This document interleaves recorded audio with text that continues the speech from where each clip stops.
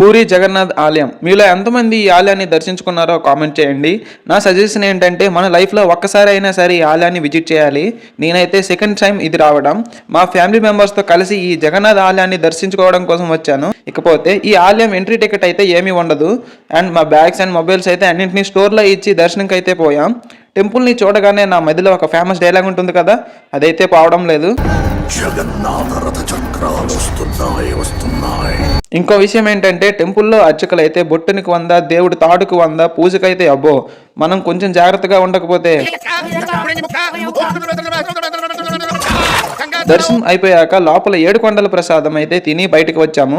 బయటకు వచ్చిన తర్వాత మన బాటిల్ క్యాప్ రెవల్యూషన్ ఉంది కదా, సో ఒక వీడియో అయితే షూట్ చేసాం. బయటకు వచ్చాక ఫ్యామిలీ అంతతో కలిసి లంచ్కి అయితే వెళ్ళాం. అలాగే ఈ ఆలయం యొక్క చరిత్ర, మన పూర్వీకుల యొక్క సివిల్ ఇంజనీరింగ్ మొత్తం ఎక్స్ప్లెయిన్ చేస్తూ ఇంకో 2-3 వీడియోస్ చేస్తాను. సో ఇంకెందుకు లేటు, నెక్స్ట్ వీడియో వచ్చే లోపు డూ ఫాలో అవర్ ఛానల్.